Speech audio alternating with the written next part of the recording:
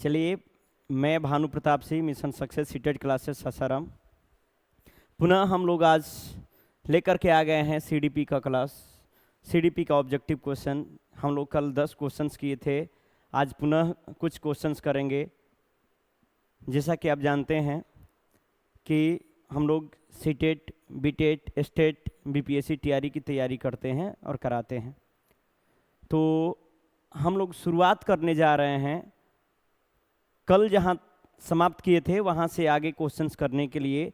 तो चलिए आते हैं हम लोग 11वां क्वेश्चन की ओर। यदि आप हमारे चैनल पे पहली बार आए हैं तो ध्यान रखिएगा कि हमारे चैनल को सब्सक्राइब करिएगा, लाइक करिएगा और बेल आइकन को दबा लीजिएगा। इसी बेल आइकन इसलिए दबाइएगा ताकि जब भी हम वीडियो अपलोड करें तो नोटिफिकेशन सबसे पहले आपके पास पहुँचे। तो आइए हम लोग क्वेश्चन करते हैं। क्वेश्चन नंबर 11 की ओर आते हैं हम लोग। कल 10 क्वेश्चन हम लोग कर लिए थे, सीडीपी का 10 क्वेश्चन कर लिए थे। एक चीज़ थोड़ा सा समस्या हुआ था कल कि हम क्वेश्चन तो कर लिए थे, 10 क्वेश्चन ये आपका हो गया था, लेकिन हम आपको समय नहीं दे पा रहे थे कि आप खुद से उसका आंसर कर पाएँ। हम क्वेश्चन कर रहे थे और आंसर भी जल्दी बता दे रहे थे। तो आज वैसा नहीं होगा, हम क्वेश्चंस पढ़ेंगे और आपको 1 मिनट ऑप्शन पढ़ने के लिए और आंसर देने के लिए, कमेंट में आंसर देने के लिए समय देंगे और आप आंसर दीजिएगा। चलिए, तो क्वेश्चन नंबर हम 11 की ओर आते हैं। आप लोग सबसे पहले ध्यान रखिएगा कि हम आंसर नहीं देंगे, हम 1 मिनट का समय देंगे। 1 मिनट नहीं, 30 सेकेंड का समय देंगे और 30 सेकेंड में आप आंसर दीजिएगा कमेंट में कि ए होगा, बी होगा, सी होगा, डी होगा, जो भी होगा आप कमेंट में अपना आंसर दीजिएगा कि 11 का ए होगा, कि 11 का बी होगा, कि 11 का सी होगा, 12 का क्या होगा, 13 का क्या होगा, जो भी चीज़ें हैं आप अपना आंसर दीजिएगा। ठीक है, चलिए तो क्वेश्चन आते हैं हम लोग 11 की ओर। कल हम लोग 10 तक कर लिए थे। चलिए, क्वेश्चन है आपका 11 नंबर, ध्यान रखिएगा कि संज्ञानात्मक विकास के किस चरण में बच्चे अनुकरण करने लगते हैं व उनमें वस्तु स्थायित्व की योग्यता आ जाती है। ध्यान रखिएगा, संज्ञानात्मक विकास के किस चरण में बच्चे अनुकरण करने लगते हैं व उनमें वस्तु स्थायित्व, ऑब्जेक्ट परमानेंस की गुण आ जाती है, क्वालिटी आ जाती है। तो आप जीन पियाजे पढ़े होंगे और जीन पियाजे में बताया गया है कि जीन पियाजे ने बच्चे के संज्ञानात्मक विकास में 4 चरण दिया है और वो 4 चरण में पहला है आपका वहीं संवेदीगामक अवस्था, दूसरा है पूर्व संक्रियात्मक अवस्था, तीसरा है मूर्त संक्रियात्मक अवस्था और चौथा है औपचारिक संक्रियात्मक अवस्था। तो आप बताइए कि जिन पियाजे के अनुसार जो संज्ञानात्मक विकास का सिद्धांत दिया है, उनके चारों चरण में से किस चरण में बच्चा अनुकरण करके सीखता है और बच्चे में वस्तु स्थायित्व की गुण आ जाती है? आप बताएंगे ऑप्शन नंबर क्या है, इसका आंसर बताएंगे आप कि वस्तु स्थायित्व का गुण और अनुकरण करके सीखना जिन पियाजे के अनुसार किस अवस्था में, चारों अवस्था में से किस अवस्था में होगा? पहला है संवेदी चालक अवस्था, सेंसरी मोटर स्टेज, दूसरा है पूर्व संक्रियात्मक, प्री ऑपरेशनल स्टेज, तीसरा है मूर्त संक्रियात्मक, कॉन्क्रीट, और चौथा है आपका औपचारिक या अमूर्त संक्रियात्मक अवस्था। क्या आंसर दीजिए, देखते हैं कितने लोग सही आंसर दे पाते हैं। कितने लोग 10 क्वेश्चन करेंगे और 10 में कितने लोग 10 करते हैं? इसका आंसर क्या होगा भाई, कोई बताए? चलिए तो बताते हैं, इसका जो आंसर होगा वो ऑप्शन नंबर आपका ए होगा, संवेदी चालक अवस्था, संवेदी गामक अवस्था, सेंसरी मोटर स्टेज, जिसका उम्र काल ध्यान रखिएगा 0 से 2 वर्ष। संवेदी गामक अवस्था उम्र काल 0 से 2 वर्ष, पूर्व संक्रियात्मक अवस्था 2 से 7 वर्ष होता है, ध्यान रखिएगा। तीसरा है मूर्त संक्रियात्मक, 7 से 11 वर्ष होता है और चौथा है अमूर्त या औपचारिक संक्रियात्मक अवस्था, 11 से ऊपर या 11 से 15 होता है, ये ध्यान रखिएगा। संवेदीगामक अवस्था 0 से 2, पूर्व संक्रियात्मक 2 से 7, मूर्त संक्रियात्मक 7 से 11 और औपचारिक संक्रियात्मक अवस्था 11 से 15 या 11 से ऊपर ये चीज़ें होती हैं। तो एक चीज़ आप इसमें ध्यान रखिएगा कि संज्ञानात्मक विकास के किस चरण में बच्चा अनुकरण करके सीखता है और वस्तु स्थायित्व की गुण आ जाती है, ऑब्जेक्ट परमानेंस आ जाता है, तो आंसर होगा संवेदी चालक अवस्था में। 0 से 2 वर्ष में बच्चा वस्तु स्थायित्व का गुण आता है और अनुकरण करके सीखता है। एक चीज ध्यान रखिएगा कि ये जो आपके संवेदी चालक संवेदी गामक अवस्था है, सेंसरी मोटर स्टेज, इसमें बहुत सारे गुण हैं कि सबसे ज़्यादा बच्चा अनुकरण करके सीखता है, वस्तु स्थायित्व का गुण आ जाता है, ऑब्जेक्ट परमानेंस। वस्तु स्थायित्व क्या है तो आपको बताया गया है कि किसी वस्तु को दिखाकर छुपाने के बाद उस वस्तु को ढूंढना, वो कहलाएगा आपका वस्तु स्थायित्व। तो वस्तु स्थायित्व का गुण संवेदी गामक अवस्था की विशेषताएं हैं, ये चीज़ें ध्यान रखेंगे। इस अवस्था में बच्चा सबसे ज़्यादा संवेदनाओं के द्वारा सीखता है, ज्ञान इंद्रियों के द्वारा सीखता है। अर्थात संवेदी गामक अवस्था में बच्चा आँख, नाक, कान, जीभ और त्वचा के द्वारा सीखता है। सेंसरी मोटर बोला जाता है, सेंस ऑर्गन से सीखता है इस अवस्था में बच्चा। तो चलिए इसका आंसर बिल्कुल ऑप्शन नंबर ए होगा। चलिए क्वेश्चन नंबर हम आगे चलते हैं, क्वेश्चन नंबर 12 की ओर चलते हैं। क्वेश्चन नंबर हम लोग 12 की ओर चलते हैं कि 12 क्वेश्चन क्या बोल रहा है भाई। तो 12 नंबर क्वेश्चन बोल रहा है, ध्यान रखिएगा, 12 नंबर क्वेश्चन बोल रहा है वे बच्चे प्रभावी रूप से सीखते हैं जब, बच्चे प्रभावी रूप से सीखते हैं। बच्चे कैसे भाई प्रभावी रूप से सीखते हैं? प्रभावी रूप से सीखते हैं जब, बच्चे कब प्रभावी रूप से सीखते हैं? ऑप्शन फर्स्ट, वे पाठ्य पुस्तक में दिए गए तथ्यों को याद करते हैं। ऑप्शन नंबर फर्स्ट, वे पाठ्य पुस्तक में दिए गए तथ्यों को क्या करते हैं? याद करते हैं। ऑप्शन 2 है आपका, वे श्याम पट पर अध्यापकों के द्वारा लिखे गए उत्तरों की नकल करते हैं। ऑप्शन 3 है, वे विभिन्न गतिविधियों एवं कार्यों में सक्रिय रूप से भाग लेते हैं। और चौथा है, शिक्षक कक्षा में होने वाली सभी घटनाओं व बच्चों को पूर्ण रूप से नियंत्रित करता है। चलिए बताएंगे कि ऑप्शन इसका क्या होगा, क्या होगा? ए होगा, बी होगा, सी होगा या डी होगा? आप आंसर दीजिए, जल्द जल्द आंसर दीजिए आप लोग कि क्वेश्चन नंबर 12 का आंसर क्या होगा, बताइए। समझ पा रहे हैं ना? बच्चे प्रभावी रूप से सीखते हैं कब? चलिए इसका आंसर होगा कि option number C, option number C जो है ये आपका आंसर हो जाएगा। ध्यान रखिएगा, ऑप्शन नंबर जो सी है आपका वो आंसर हो जाएगा। ऑप्शन नंबर सी आपका आंसर होगा। बच्चे प्रभावी रूप से सीखते हैं जब वे पाठ्य पुस्तक में दिए गए तथ्यों को याद करते हैं। ये गलत है। यदि पाठ्य पुस्तक में जो तथ्य है उसको याद करेगा, वो रटेगा, याद करेगा, तो वो प्रभावी रूप से नहीं सीख पाएगा। वो सीखेगा लेकिन बाद में जाकर के भूल जाएगा। इसलिए कभी भी तथ्यों को बच्चों से याद नहीं करवाना, ये गलत है। दूसरा है, वे श्याम पट पर अध्यापक के द्वारा लिखे गए उत्तरों की नकल करते हैं। यदि शिक्षक श्याम पट पे ब्लैक बोर्ड पे लिखते हैं और बच्चा उसका नकल करते हैं तो बच्चे सीख नहीं पाएंगे, ज़्यादा नहीं सीख पाएंगे, वो केवल कॉपी करते हैं। तो ध्यान रखिएगा, ये भी आपका प्रभावी नहीं होगा। ऑप्शन सी है, वे विभिन्न गतिविधियों एवं कार्यों में सक्रिय रूप से भाग लेते हैं। कोई भी क्लास में गतिविधि होता है, कोई भी गतिविधि होता है, कोई भी कार्य होता है तो बच्चा सक्रिय रूप से एक्टिव होकर के भाग लेता है। और जब बच्चा सक्रिय रूप से भाग लेगा तो वो हमेशा ज़्यादा से ज़्यादा सीखेगा। ध्यान रखिएगा, कभी भी बच्चों से गतिविधि कराई जाए क्लास में तो उसमें बच्चों को हमेशा सक्रिय भागीदार बनाना है। जब तक बच्चा सक्रिय भागीदार नहीं बनेगा तब तक वो सीख नहीं पाएगा। इसलिए इसका आंसर होगा बिल्कुल ऑप्शन नंबर सी। चौथा था, शिक्षक कक्षा में होने वाली सभी घटनाओं और बच्चों को पूर्ण रूप से नियंत्रित करता है। ध्यान रखिएगा, जो कक्षा है वो बाल केंद्रित कक्षा है, शिक्षक केंद्रित कक्षा नहीं है, कक्षा बाल केंद्रित है। इसलिए कभी भी ध्यान रखिएगा, कभी भी बच्चों के ऊपर नियंत्रण नहीं रखना, बच्चों को नियंत्रित नहीं करना, बच्चे को स्वतंत्र रूप से सीखने के लिए छोड़ना है।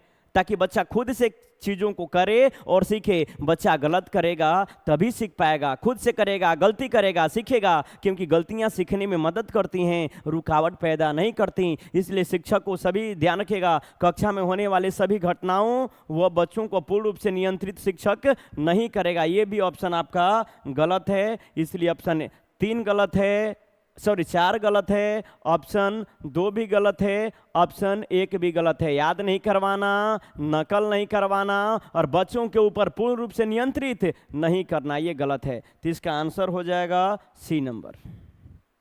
चलिए क्वेश्चन नंबर आगे आते हैं हम लोग, क्वेश्चन नंबर 13 की ओर।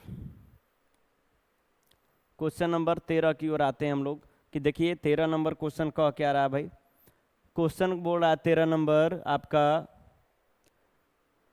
कि बच्चों को कक्षा में प्रश्न, बच्चों को कक्षा में प्रश्न, जब भी कक्षा में प्रश्न करेंगे तो कैसा होना चाहिए। ऑप्शन नंबर फर्स्ट है पूछने के लिए हतोत्साहित करना चाहिए। पूछने के लिए क्या करना है, हतोत्साहित करना है।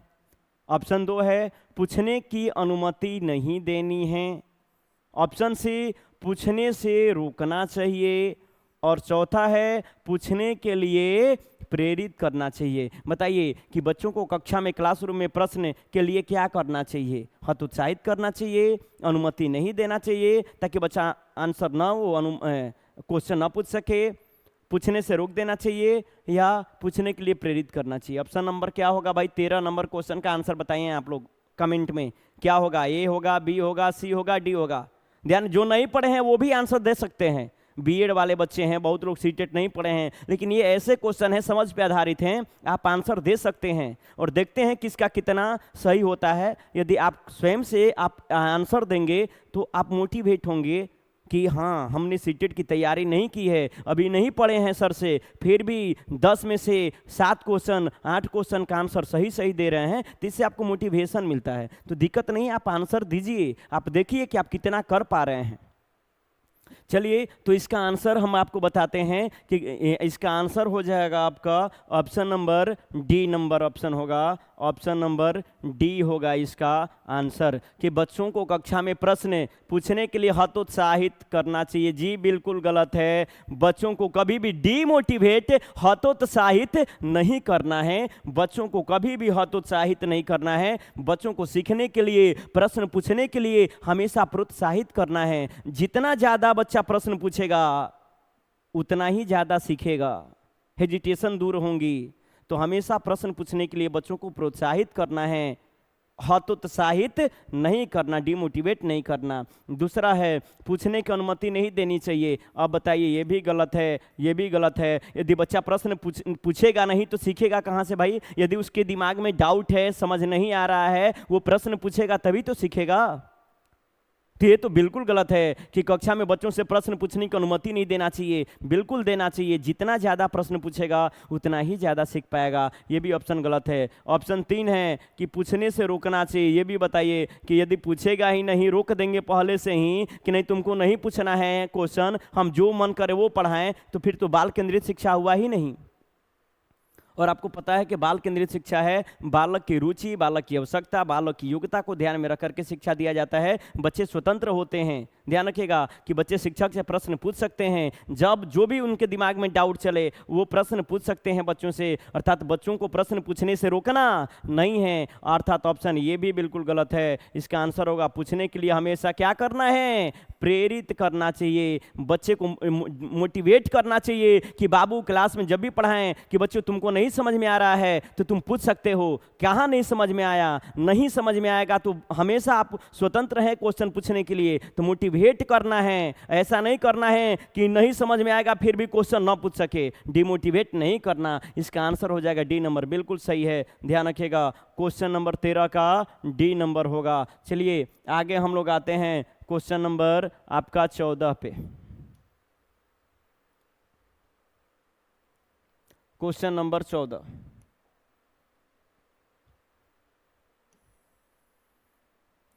क्वेश्चन नंबर 14 पे आते हैं भाई। क्या बोल रहा है कि भाषा के विकास के लिए संवेदनशील काल, संवेदनशील काल कौन सा है। भाषा के विकास के लिए किस उम्र में बच्चे का भाषा विकास तीव्र गति से होता है। भाषा के विकास के लिए संवेदनशील अवस्था कौन सी अवस्था होती है जिसमें बच्चे की भाषा विकास तीव्र गति से तेजी से होती है? चलिए, ऑप्शन फर्स्ट है आरंभिक बाल्यावस्था। आरंभिक या प्रारंभिक बाल्यावस्था, या इसको बोलते हैं हम पूर्व बाल्यावस्था। ऑप्शन पूर्व बाल्यावस्था, ध्यान रखिएगा। दूसरा है माध्यमिक बाल्यावस्था, मतलब मध्य बाल्यावस्था। मध्य बाल्यावस्था। तीसरा है किशोरावस्था, और चौथा है प्रसव पूर्व अवस्था। प्रसव पूर्व, ध्यान रखिएगा। आरंभिक बाल्यावस्था अर्थात बाल्यावस्था से पहले की जो अवस्थाएं होती हैं आरंभिक बाल्यावस्था होता है, जिसको हम पूर्व बाल्यावस्था बोलते हैं। और इसका जो उम्र काल होता है पूर्व बाल्यावस्था का, ये होता है 2 से 6 वर्ष। ध्यान रखिएगा। माध्यमिक बाल्यावस्था जो है इसका उम्र काल जो होता है वो 6 से 9 वर्ष होता है। किशोरावस्था का उम्र काल जो होता है वो 12 से 18 वर्ष होता है। और प्रसव पूर्व अवस्था मतलब जन्म से पहले की अवस्था। जन्म से पहले। प्रसव पूर्व, प्रसव मतलब डिलीवरी, डिलीवरी पूर्व मतलब पहले, अर्थात बच्चा होने से पहले, प्रसव होने से पहले की अवस्था, अर्थात बच्चा जन्म नहीं लिया। जब जन्म नहीं लिया तो क्या भाषा का विकास कर पाएगा क्या? जी नहीं। तो ऑप्शन के अनुसार ऑप्शन बताइए कि भाषा विकास के लिए संवेदनशील काल कौन सा होगा? आप आंसर बता सकते हैं,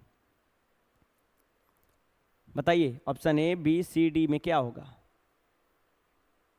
किस अवस्था में बच्चे का भाषा विकास तीव्र गति से होता है, सर्वोत्तम होता है? किस अवस्था में भाई? चलिए, ये पढ़ाया गया है, सारा कुछ क्लास में पढ़ाया गया है कि किस अवस्था में भाषा का विकास तीव्र गति से होता है। भाषा विकास के लिए संवेदनशील अवस्था कौन सी होती है बताया गया है। चलिए, इसका आंसर हो जाएगा आपका ऑप्शन नंबर ए, आरंभिक बाल्य अवस्था, जिसको हम बोलते हैं पूर्व बाल्यावस्था। उम्र काल 2 से 6 वर्ष, अर्थात इस अवस्था में बच्चे का भाषा विकास बहुत तीव्र गति से होता है। 2 से 6 वर्ष में बच्चा जब 2-3 वर्ष का होता है, 4 वर्ष का होता है, तो अपनी बातों को कहने लगता है और दूसरे के बातों को भी समझने लगता है। अर्थात सबसे तीव्र भाषा विकास पूर्व बाल्यावस्था 2 से 6 वर्ष के अंतर्गत होता है, आरंभिक बाल्यावस्था में होता है। तो बिल्कुल इसका आंसर हो जाएगा ऑप्शन नंबर ए। ऑप्शन माध्यमिक बाल्यावस्था, किशोरावस्था और प्रसव पूर्व अवस्था नहीं होगा।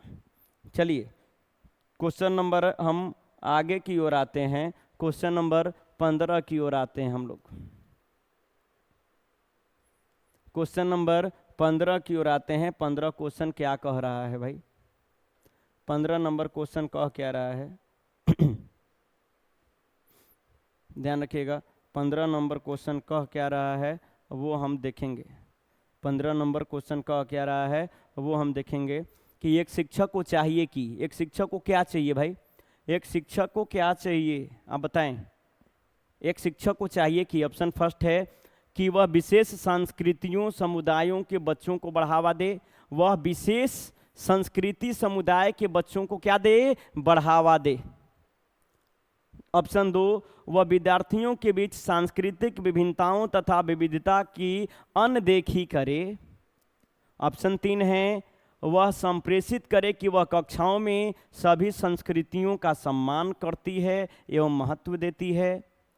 और चौथा है वह विद्यार्थियों के बीच तुलना को अधिकतम करे। अब बताइए, एक शिक्षक को चाहिए, आप शिक्षक बनेंगे, मान के चलिए कि आप शिक्षक हैं, तो आप क्लासरूम में जाएंगे तो क्या करेंगे? इसका आंसर बताएं आप लोग। ए होगा, बी होगा, सी होगा, डी होगा? पढ़ लीजिए क्वेश्चंस और ऑप्शन पढ़िए, आंसर दीजिए। देखते हैं कितने लोग कितना क्वेश्चन कर पाता है। कमेंट में जरूर बताइए कि इसका आंसर 15 का आंसर क्या होगा, 11 का आंसर क्या होगा, 14 का आंसर क्या होगा, ये सब कुछ आप बताएं। पढ़िए ऑप्शन। चलिए पढ़ लिए, आंसर दे रहे हैं क्या? समझ में आ रहा है क्वेश्चन? चलिए, तो इसका आंसर हम बताते हैं कि इसका जो आंसर होगा वो होगा आपका ऑप्शन नंबर सी।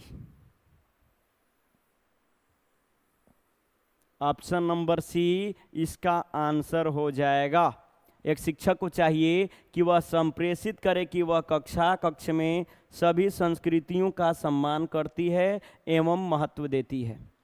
आप ध्यान रखिएगा, जब भी कक्ष में क्लासरूम में जाएंगे तो आपको कभी भी भेदभाव नहीं करना है, कभी भी भेदभाव नहीं करना है। सारी संस्कृतियों को ध्यान रखिएगा, सभी संस्कृतियों को सम्मान देना है और महत्व बराबर देना है। कोई भी संस्कृति आपके लिए खराब नहीं होती, कोई भी समाज खराब नहीं होती। तो सारी समाज, सारी संस्कृति को आपको कक्ष में क्या करना है भाई, तो सम्मान एवं महत्व देना है। ध्यान रखिएगा, ऑप्शन क्या बोल रहा है कि वह विशेष संस्कृति समुदाय के बच्चों को बढ़ावा दे। अब बताइए, आप शिक्षक होंगे तो सारे समुदाय के बच्चे, सारे संस्कृतियों के बच्चे आपके लिए क्या होंगे, एक समान होंगे। किसी विशेष समुदाय की बात, किसी विशेष संस्कृति की बात हम नहीं करेंगे।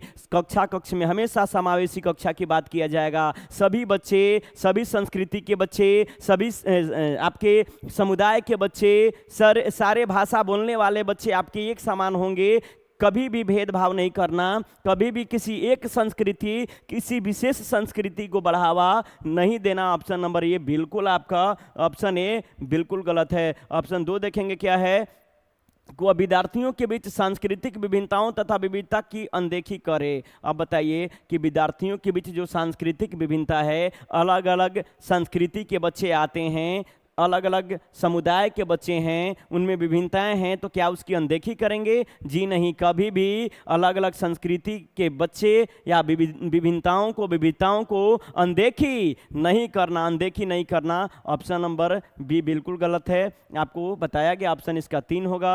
वह संप्रेषित करे कि वह कक्ष में सभी संस्कृतियों का सम्मान करती है एवं महत्व देती है। सारे जब भी कक्ष में जाएंगे तो आपके लिए सारे जो समुदाय होंगे, सारे संस्कृति के बच्चे जो हैं वो आपके लिए एक समान हैं, इसलिए सबको सम्मान देना है, सबको महत्व देना है। ऑप्शन नंबर सी बिल्कुल सही है। चौथा है, वह विद्यार्थियों के बीच तुलना को अधिकता दे। कभी भी विद्यार्थियों के बीच तुलना नहीं करना है, ध्यान रखिएगा, कभी भी बच्चों के बीच तुलना नहीं करना है, बच्चों के बीच कंपटीशन, प्रतिस्पर्धा नहीं करना है।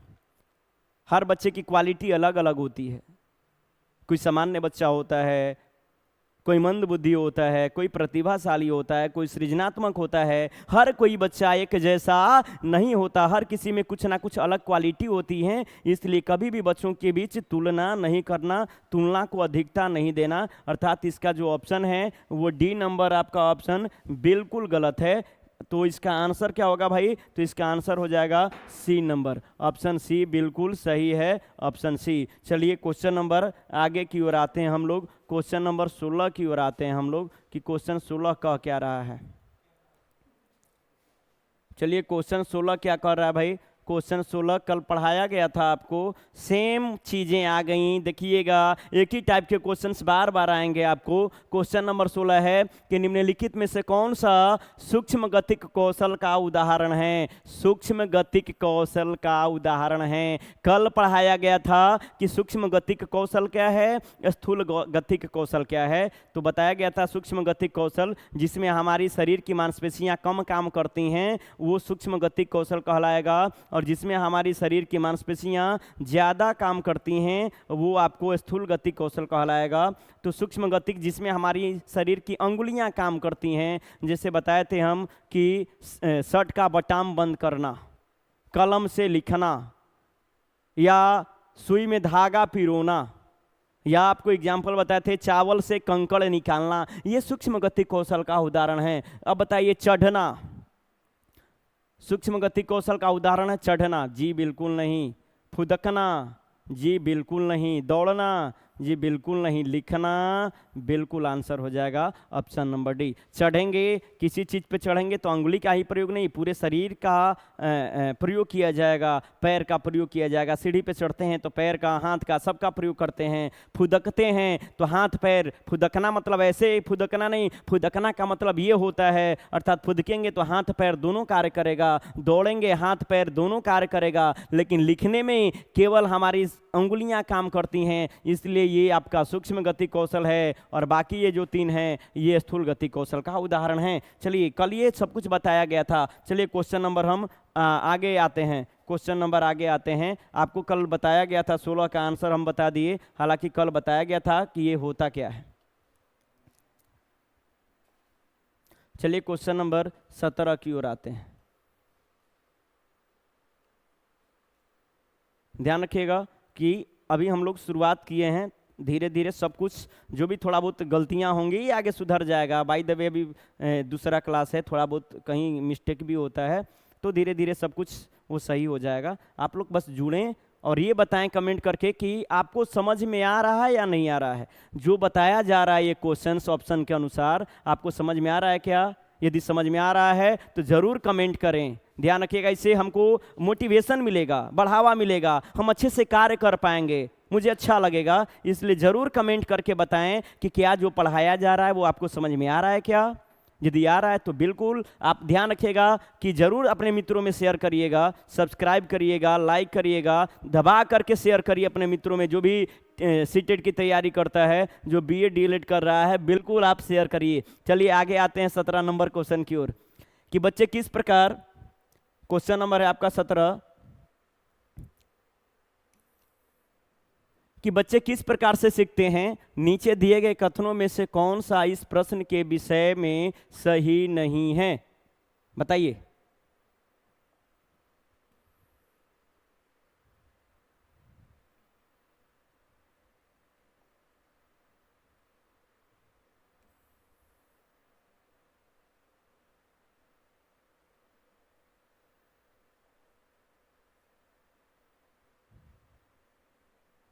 बैग नहीं, क्या हो गया सर?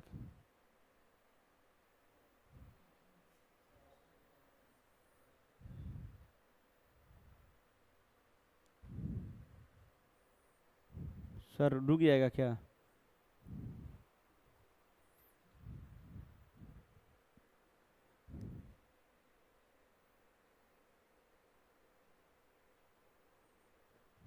वो क्वेश्चन रुका है, नहीं रुक पाएगा। चलिए 1 मिनट देख लेते हैं।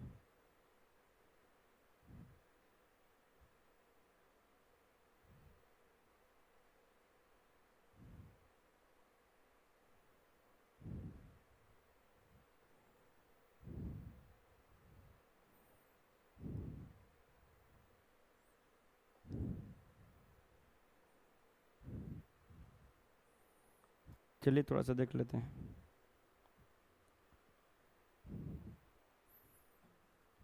चलिए क्वेश्चन था आपको 16 या 17 नंबर क्वेश्चन था, 16 या 17 नंबर।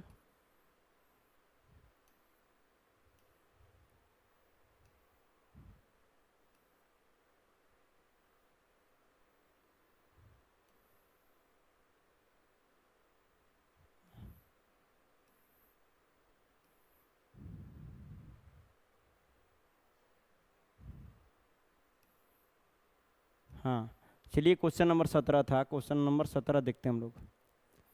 क्वेश्चन नंबर 17 देखते हैं। क्वेश्चन नंबर हम लोग 17 देखते हैं, क्या क्वेश्चन कह रहा है भाई। क्वेश्चन नंबर 17 है आपका, ध्यान रखिएगा कि क्वेश्चन नंबर 17 है कि बच्चे किस प्रकार से सीखते हैं। नीचे दिए गए कथनों में से कौन सा इस प्रश्न के विषय में सही नहीं है। बच्चे किस प्रकार से सीखते हैं, नीचे दिए गए कथनों में से कौन सा इस प्रश्न के विषय में सही नहीं है। आप बताइए कौन सा। एक ध्यान रखिएगा एक चीज कि सही नहीं है, सही नहीं है, इस पे ध्यान देना है कि नहीं है पूछ रहा है। तो बताइए कि कौन सा ऑप्शन होगा सही नहीं है। ऑप्शन फर्स्ट है बच्चे तब सीखते हैं जब वे संज्ञानात्मक रूप से तैयार होते हैं। ऑप्शन 2 है बच्चे अनेकों प्रकार से सीखते हैं। ऑप्शन सी है आपका कि बच्चे सीखते हैं क्योंकि वे स्वाभाविक रूप से प्रेरित होते हैं। और चौथा है बच्चे केवल कक्षा में ही सीखते हैं। इसका आंसर बताएं 17 का क्या होगा। ए होगा, बी होगा, सी होगा या डी होगा? क्या होगा आंसर बताएंगे आप? आंसर बताएंगे आप क्या होगा इसका भाई? बच्चे किस प्रकार से सीखते हैं? नीचे दिए गए कथनों में से कौन सा इस प्रश्न के विषय में सही नहीं है? तो चलिए आंसर इसका हो जाएगा ऑप्शन नंबर आपका होगा, ऑप्शन नंबर डी होगा। ऑप्शन नंबर डी सही होगा। बच्चे केवल कक्षा में सीखते हैं, बिल्कुल ये गलत है। केवल बच्चे कक्षा में नहीं सीखते, बच्चे घर पे भी सीखते हैं, बच्चे रास्ते में भी सीखते हैं, समाज में भी सीखते हैं, परिवार से भी सीखते हैं, कहीं जाते हैं घूमने वहाँ भी सीखते हैं। अर्थात ये कहना बिल्कुल गलत है कि बच्चे केवल कक्षा में सीखते हैं। केवल कक्षा, ये जो केवल है, केवल कक्षा में सीखते हैं, कक्षा में सीखते हैं लेकिन केवल कक्षा में नहीं सीखते, ये ऑप्शन बिल्कुल गलत है, ध्यान रखिएगा। ये ऑप्शन बिल्कुल गलत है। ऑप्शन ए बिल्कुल सही है कि बच्चे तब सीखते हैं जब वे संज्ञानात्मक रूप से तैयार होते हैं। जब बच्चे सीखने के लिए रेडी हैं तभी सीखेंगे। वो सीखने के लिए रेडी नहीं है, आप उनको कितना भी सिखाइएगा वो सीख नहीं पाएंगे। तो ये बिल्कुल कथन सही है। बच्चे अनेकों प्रकार से सीखते हैं, सीखने के एक तरीके नहीं है। कोई सुन करके सीखता है, कोई पढ़ करके सीखता है, कोई खेल खेल में सीखता है, कोई करके सीखता है। अर्थात सीखने के कई प्रकार हैं। अर्थात ये भी आपका सही है। अब 3 है, बच्चे सीखते हैं क्योंकि वे स्वाभाविक रूप से प्रेरित होते हैं। ये भी सही है कि जब बच्चा स्वाभाविक रूप से सेल्फ मोटिवेटेड होता है तो बच्चा सबसे ज़्यादा सीखता है, ये भी सही है। लेकिन केवल बच्चा केवल कक्षा में सीखता है, ये सही नहीं है। और क्वेश्चन पूछ रहा है कि कौन सा सही नहीं है, अर्थात ऑप्शन नंबर डी सही नहीं है। इसका आंसर हो जाएगा डी नंबर। चलिए क्वेश्चन आगे आते हैं हम लोग 18 नंबर की ओर। 18 की ओर आते हैं हम लोग।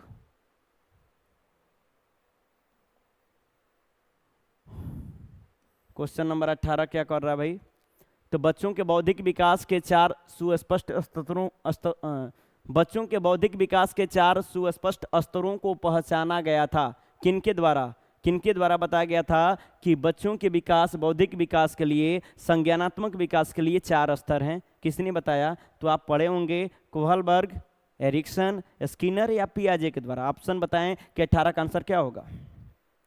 समय है आपको 30 सेकेंड, बताएं, कमेंट करें। 18 का आंसर क्या मारें?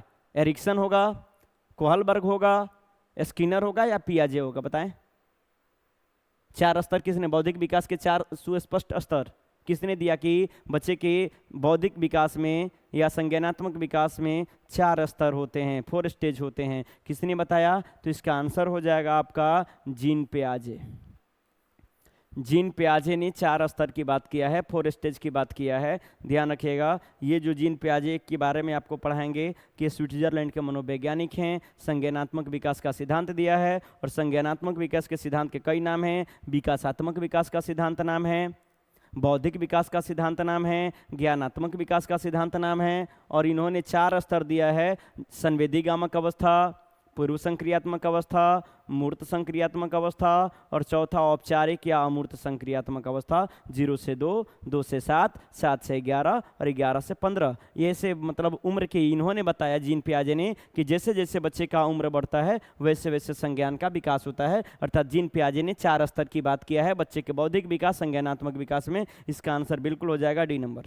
चलिए क्वेश्चन नंबर 19 की ओर आते हैं हम लोग। क्वेश्चन नंबर 19 की ओर आते हैं कि 19 क्वेश्चन क्या कह रहा है। बहुत महत्वपूर्ण क्वेश्चन है भाई। ये लेव वाइगोत्स्की जी हैं। लेव वाइगोत्स्की क्या बताते हैं, बताएं।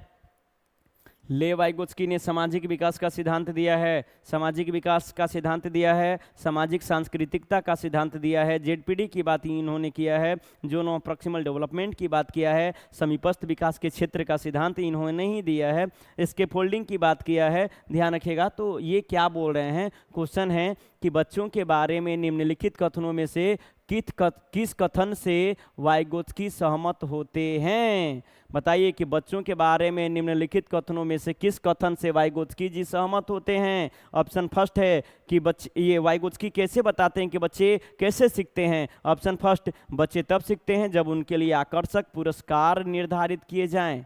कैसे पुरस्कार? आकर्षक पुरस्कार निर्धारित किए जाएं तब बच्चे सीखेंगे। क्या वाइगोत्स्की ये बात बताते हैं क्या?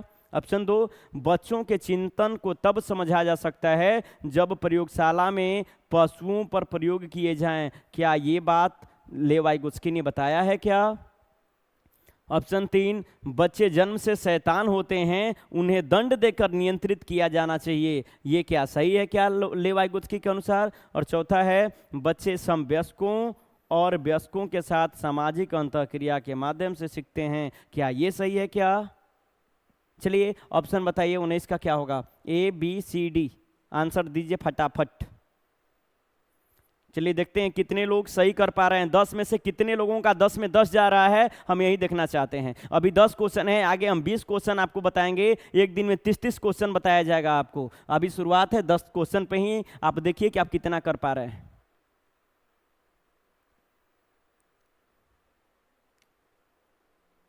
और यदि कोई कमियां दिखती हों, आपको समस्याएं होती हों, नहीं समझ में आता है, कमेंट बॉक्स में जरूर लिखिए कि सर यहाँ पे अभी समस्या है, उसको सुधार करिए। हम इन फ्यूचर में जब भी आगे क्लास होगा उसको सुधार करेंगे हम। चलिए बताइए आप, इसका आंसर क्या होगा?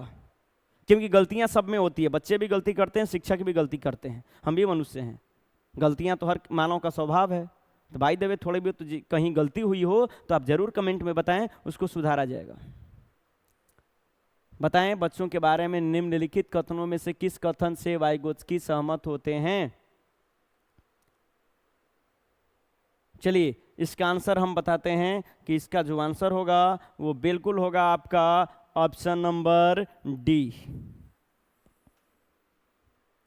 वाइगोत्स्की रूस के मनोवैज्ञानिक हैं, बताया गया था। इन्होंने हमेशा बताया है कि बच्चा समाज से अंतःक्रिया करके सीखेगा। बच्चा वयस्क या समवयस्क के माध्यम से, सामाजिक अंतःक्रिया के माध्यम से सीखता है। बच्चा एक दूसरे के मदद से सीखता है। वयस्क या समवयस्क के माध्यम से एक दूसरे के मदद, हेल्प से सीखता है। सहयोगात्मक अधिगम की बात किया, समाज की बात किया, संस्कृति की बात किया। वाइगोत्स्की ने बताया कि बच्चा समाज में रह करके सीखता है, बच्चा संस्कृति से सीखता है, बच्चा एक दूसरे की मदद से सीखता है, बच्चे सहयोग से सीखता है। अर्थात इसका आंसर बिल्कुल आपका ऑप्शन नंबर डी हो जाएगा, बिल्कुल ऑप्शन नंबर डी हो जाएगा। ध्यान रखिएगा, बच्चे तब सीखते हैं जब उनके लिए आकर्षक पुरस्कार निर्धारित किए जाए। ये आपका जीन वाइगोत्स्की ने नहीं बताया। बच्चों के चिंतन को तब समझा जा सकता है जब प्रयोगशाला में पशुओं पर प्रयोग किए जाएं, ये भी नहीं बताया इन्होंने। और तीसरा, बच्चे जन्म से शैतान होते हैं और उन्हें दंड देकर नियंत्रित किया जाना चाहिए, ये भी गलत है आपका। अर्थात वाइगोत्स्की के अनुसार ऑप्शन नंबर डी बिल्कुल सही है। चलिए क्वेश्चन नंबर आगे की ओर आते हैं। आज का आखिरी क्वेश्चन नंबर 20 देखते हैं कि आप बता पा रहे हैं क्या। क्वेश्चन नंबर 20 बहुत ही महत्वपूर्ण क्वेश्चन है। ये क्वेश्चन सीडीपी में भी आया है, ये क्वेश्चन हिंदी में भी आया हुआ है, ये क्वेश्चन ईवीएस में भी आया है, साइंस मैथ में भी आया है। क्या तो चलिए देखते हैं कि क्या बता पाएंगे क्या। क्वेश्चन पढ़िए आप कि क्वेश्चन कह क्या रहा है भाई, क्वेश्चन क्या कह रहा है, आप इसको देखिए। क्वेश्चन क्या कह रहा है भाई, उसको देखें आप।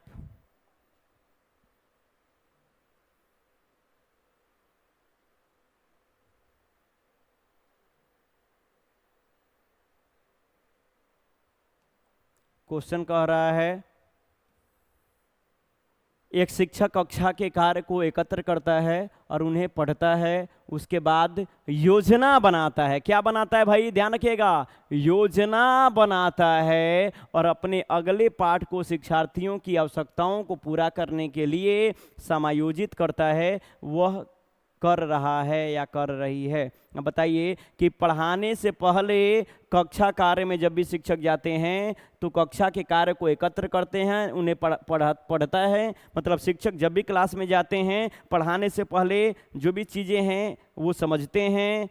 कक्षाओं में आपका कक्षा के जो कार्य हैं उसको एकत्र करते हैं, उसको पढ़ते हैं और उसके बाद योजना बनाते हैं, लेसन प्लान बनाते हैं, उसके बाद पढ़ाते हैं। वो अर्थात कहने का मतलब पढ़ाने से पहले वो तैयारी करके जाते हैं, जो लेसन प्लान होता है वो बना करके, योजना बना करके जाते हैं। उसको क्या कहते हैं भाई, पूरा करने के लिए अगले पाठ को शिक्षार्थियों की आवश्यकताओं को पूरा करने के लिए समायोजित करते हैं। वो क्या करते हैं? ऑप्शन है आपका सीखने का आकलन, दूसरा है सीखने के रूप में आकलन, तीसरा है सीखने के लिए आकलन और चौथा है सीखने के समय आकलन। यह ऑप्शन इसका क्या होगा आप बताएंगे।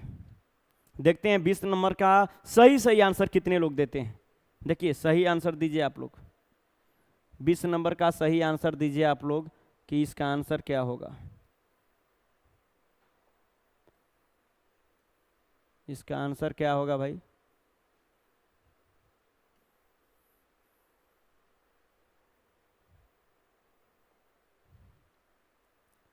चलिए, इसका जो आंसर होगा वो होगा सीखने के लिए आकलन, ऑप्शन नंबर सी।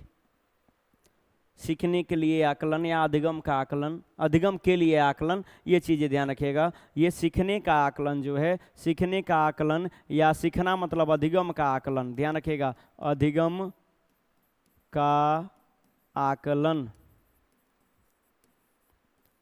अधिगम का आकलन या सीखना मतलब अधिगम मतलब सीखना होता है। तो सीखने का आकलन या अधिगम का आकलन, तो ये बिल्कुल गलत है।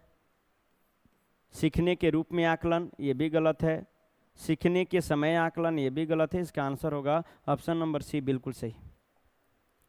अब समझेंगे कि सर सीखने का आकलन क्या है, क्या मतलब होता है। ध्यान रखिएगा, सीखने का आकलन का मतलब होता है अंत में, अंत में या बाद में, अंत में या बाद में, पढ़ाने के बाद में जो आकलन किया जाता है वो कहलाएगा अधिगम का आकलन या सीखने का आकलन। जैसे साल के अंत में जो एग्ज़ाम होता है, छमाही एग्ज़ाम होता है, अर्थात चैप्टर पढ़ाने के बाद आपका एग्ज़ाम होता है, वो कहलाएगा अधिगम का आकलन, सीखने का आकलन।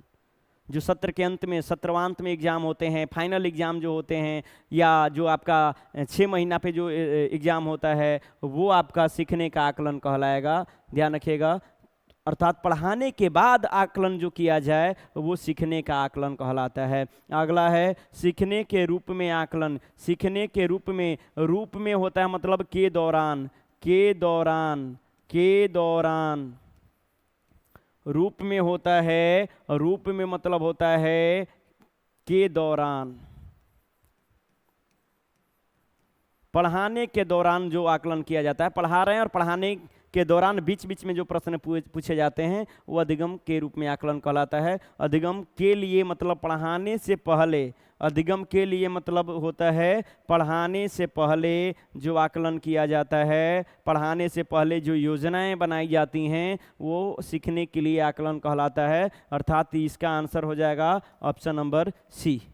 चलिए, उम्मीद करते हैं कि आप सभी को ये जो 20 क्वेश्चन कराया गया उसमें से बहुत लोग होंगे जो 10 क्वेश्चन कराया गया, और बहुत ऐसे लोग होंगे जिनका 10 में 10 सही होगा, 10 में 10 सही होगा। जिनका सही 10 में 10 नहीं है, इंतजार करिए, कुछ दिन के बाद आपका भी 10 में 10 आने लगेगा। आपको जल्द सारे टीचर्स के साथ, अपनी टीम के साथ आ रहे हैं ऑनलाइन क्लास। और एक चीज़ ध्यान रखिएगा, यदि आप हमारे चैनल को पहली बार देख रहे हैं तो ज़रूर सब्सक्राइब करिए, लाइक करिए और शेयर करिएगा। और अभी हम अपने ऐप के साथ आएंगे, अपने ऐप के साथ आएंगे और सीटेट मात्र 400, सीटेट मात्र आपका पास कराएंगे मात्र 499 में, 499 रुपया में आपको पूरा सीटेट पढ़ाया जाएगा। ध्यान रखिएगा,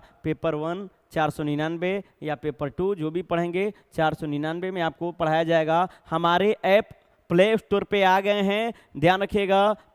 नाम है उसका MSI, ध्यान रखिएगा, MSI by Bhanu sir, MSI by Bhanu sir. आप प्ले स्टोर पे जाकर के सर्च मारिए, हमारा ऐप आ जाएगा, उसको अपने मोबाइल पे रखे रहिए। बहुत जल्द उस पे नोट्स, वीडियो सब कुछ जाएगा, आपको वहाँ से A to Z चीज़ें पढ़ाई जाएंगी। बाकी यूट्यूब के माध्यम से हम लोग आते रहेंगे, थोड़ा थोड़ा यूट्यूब के माध्यम से हम लोग पढ़ाते रहेंगे, लेकिन वहाँ पे आपका हमारे ऐप पे रेगुलर क्लास जाएगा। वहाँ BPSC का क्लास जाएगा, सीटेट जाएगा, स्टेट जाएगा, सारा कुछ जाएगा, जहाँ की रेलवे SSC सारा कुछ उस पर आपको उपलब्ध रहेंगे। सारे क्वेश्चंस हमारे Anil sir, Ravi sir, Gautam sir, Satyanand Shastri sir, ये हमारे आपके जो इंग्लिश के टीचर हैं सोमनाथ सर, सारे शिक्षक, हमारे उर्दू के शिक्षक अरमान सर, सारे लोग रहेंगे और सारे लोग आपको पढ़ाया जाएगा, उस पे आप ध्यान रखिएगा। चलिए, आज के लिए बस इतना ही। थैंक यू, धन्यवाद।